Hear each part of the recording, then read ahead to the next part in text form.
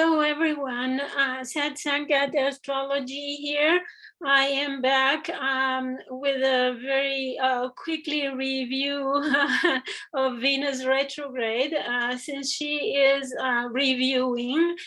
So I guess I would take time to go through all the steps and all the aspects that she makes during her Venus retrograde period, and starting with the time when she enters shadow up until the time when she leaves the shadow. I found that very interesting because she is touching very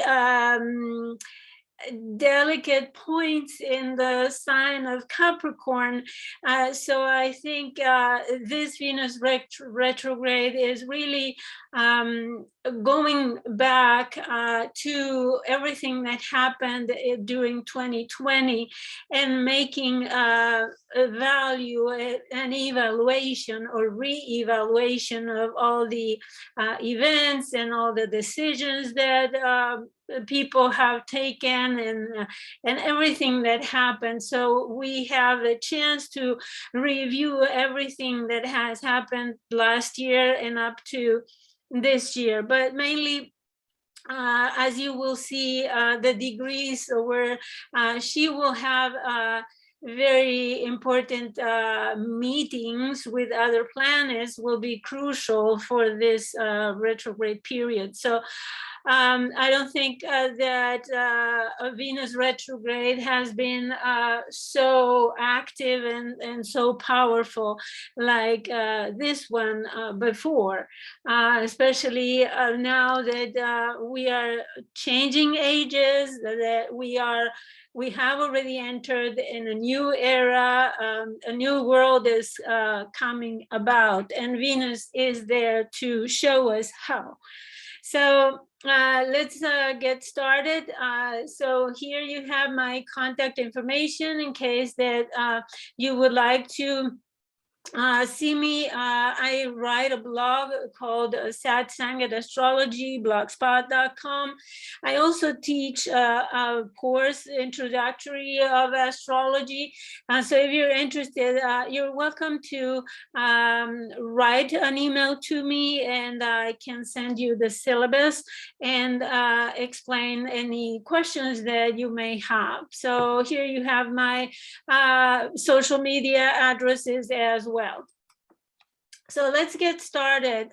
Venus enters shadow at 11 degrees 4 minutes, and that is the decan of Taurus and the duad of Gemini. So if we combine those energies, Capricorn, Taurus, and Gemini, we find out that she is, during this period, she will get valuable information about resources and the material reality in general. So Venus is a very material, I would say, planet, right?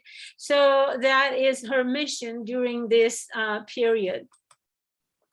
So on December the 25, 2021, she will have the conjunction with Pluto, right?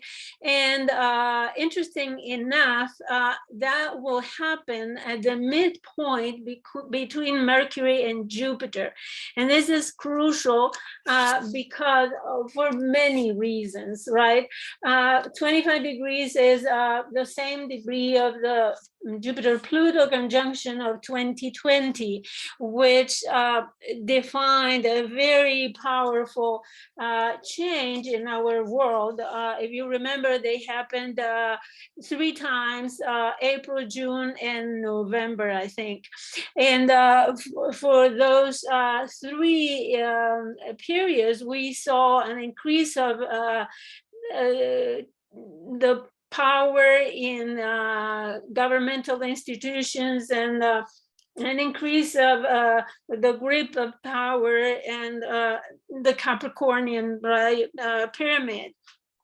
So I think Venus there in the midpoint of Mercury and Jupiter, we need to remember that Mercury and Jupiter are the rulers of the current nodes of the moon. So the midpoint between both those planets is very crucial to make sense of our beliefs and the information, that how they match or don't match, right? So the midpoint between Mercury and Jupiter can bring about an obsessive dedication and in communicating your beliefs or communicating beliefs in general.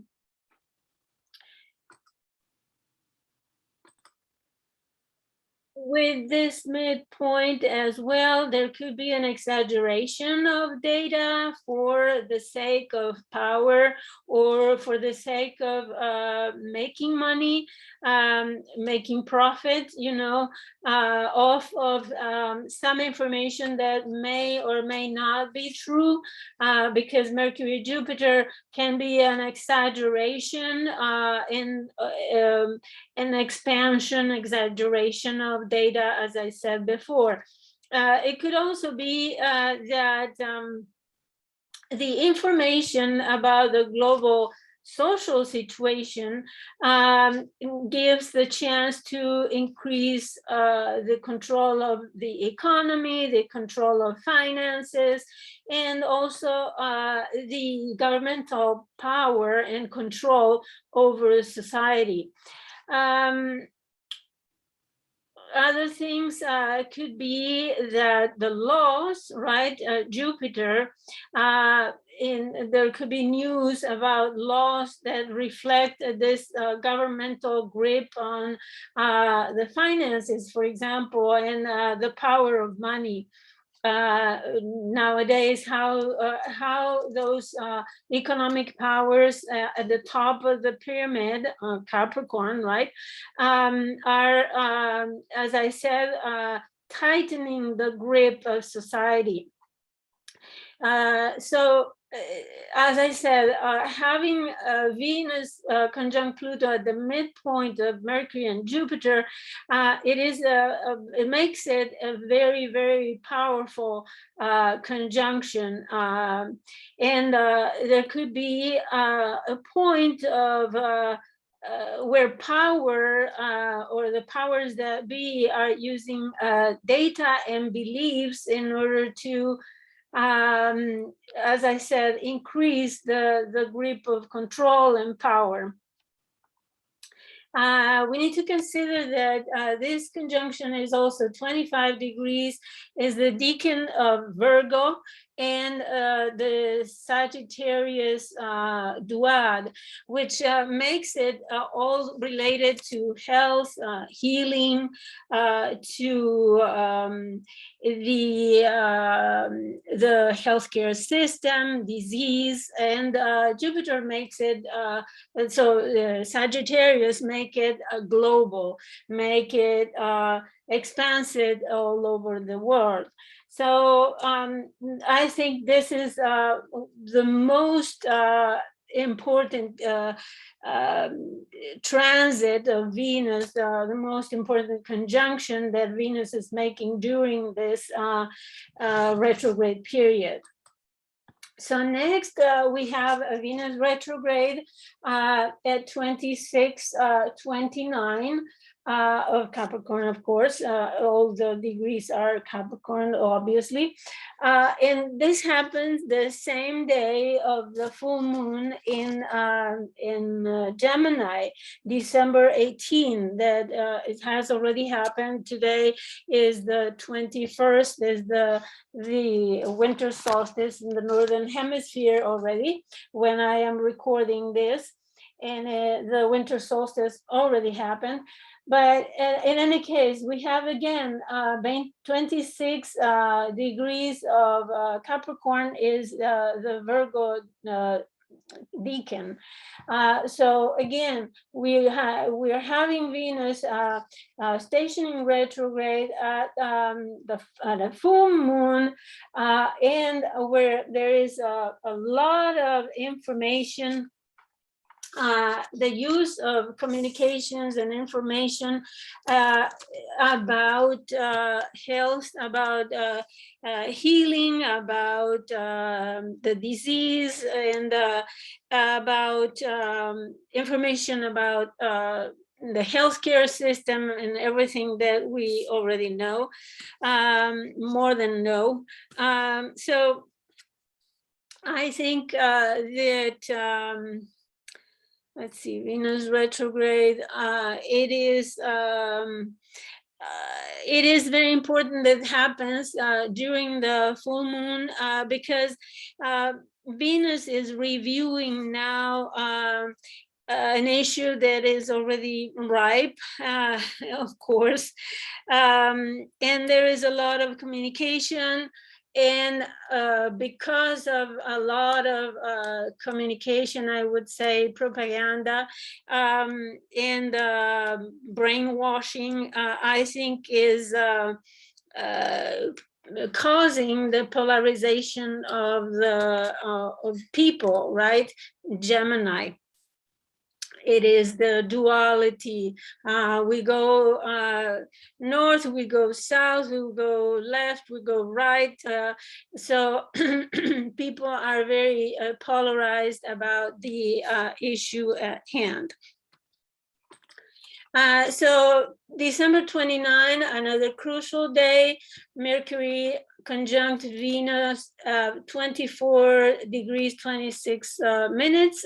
We have again the Virgo decan. Now we have the duad of Scorpio.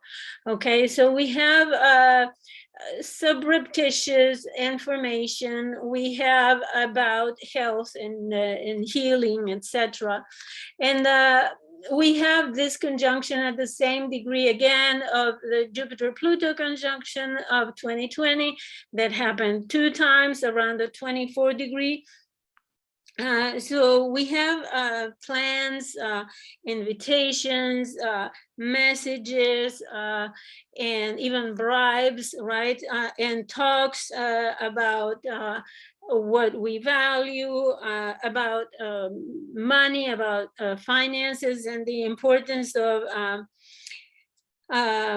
using that sweet talk to convince people, you know. At the personal level, it could be sweet talks in relationships, which is good for some, right? It could be day of reconciliation, and it should be a powerful kind of reconciliation because it's activating this Jupiter-Pluto conjunction of 2020. And there could be also humor and wit and light, sweet talk. But conjunctions could go both ways. It could be positive or it could be, you know, negative as well. It depends on how one uses the energy. So hopefully you can take advantage of the good humor and sweet talk with your lover. So we have next on December the 30th, approaching the end of the year, Mars is activating the degree of the solar eclipse at 12 degrees of Sagittarius. So this is not correct. The decan would be 12 degrees Sagittarius will be Pisces, so this is incorrect. The decan will be Pisces, and the duad will be, let me check, 1223. It will be Gemini. So the duad is correct, but the decan is incorrect. The decan, as I said, is Pisces. It's very interesting it would be very interesting to observe what Mars is activating of this solar eclipse because it falls exactly on the ascendant of the United States. So let me see my notes here on Mars. Okay, so let's move on. And January 5th, 2022, Venus sextile Neptune, and 20 degrees 45 minutes. So that is repeated again on February 24, 2022. So it will happen 2 times, one retrograde and one direct. Well, in fact, it happens 3 times, I think. Yeah, but the first time I didn't record it. Anyways, Venus sextile Neptune, it is an opportunity for telepathic communication, an intuitive awareness of this reevaluation that Venus is doing. I think it's important to develop the awareness of subconscious information, things that are not said. Sextile is an opportunity, so you need to tune in to this kind of energy in order to tap into this subconscious realm. And there could be mental downloads of spiritual reality, meaning that you may have access to information. I wouldn't say information, but like perceptions that cannot be explained about love. It could be a very great opportunity for romantic love as well. But at the mundane level, there could be, an opportunity to understand at an intuitive level what is the value of things. So Venus next will conjunct, okay, here it is, the second date, February 24, Venus sextile Neptune again at 22 degrees. So Venus will meet with the Sun in January 9th, 2022, and this creates the Venus start point at 18 degrees 43. So this happened as well in 2018, and that cycle is finishing right now. So you may refer to your journal or your memories about what happened back then when Venus started this start point. Now you're closing the cycle, something comes back to a close, and you may, for example, if there was an issue of love, you may re-evaluate or finish your process that you started in 2018.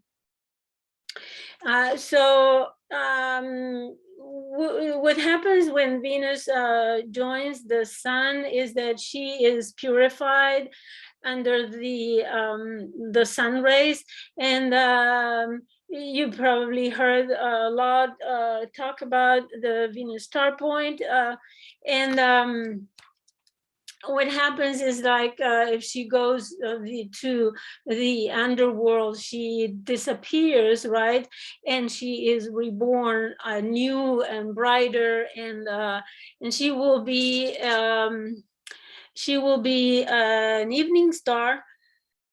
So it will be more it will be quieter Venus. So all desires will be purified, and anything related to the symbolism of Venus will be purified, and it will start a new cycle. February 4, 2024, 2022, excuse me, Mercury will station direct at 2423. Again, the same degree Jupiter conjunct Pluto in April and June 2020. And additionally, we will have Mars square Chiron at 9 degrees on February 6th. And I point out Mars because Mars rules Aries, where Chiron is transiting. So a square of Mars and Chiron is very important. And I think, and I have written extensively about Chiron being a crucial part of the pandemic, because Chiron in Aries talks about survival. It talks about the challenge of existence, the risks and the vulnerability of dealing with initiating life or with keeping alive, right? At birth, trying to start something, and feeling that vulnerability, that the sense of that we may not get there, right? So that is for Mercury stationing. And next one is Venus conjunct Mars on February 16, 2022 at 16 degrees 53 Capricorn. What happens here is that this is the Taurus decan. So this conjunction of Venus and Mars will be a very realistic one. It will relate to material stuff, to physical issues. You know, Venus conjunct Mars is always the marriage of desire and action, of values and initiative. So it could be a great day to take advantage of this energy and start something new, especially something of value like a love relationship, or anything related to money, investments, and such things, because of the decan of Taurus, right? Which is very fond on material stuff and conserving energy, right?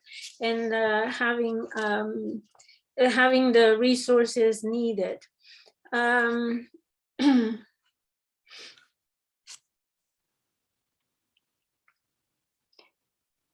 So when, let's see, next one is March, let me see, March 2nd and 3rd.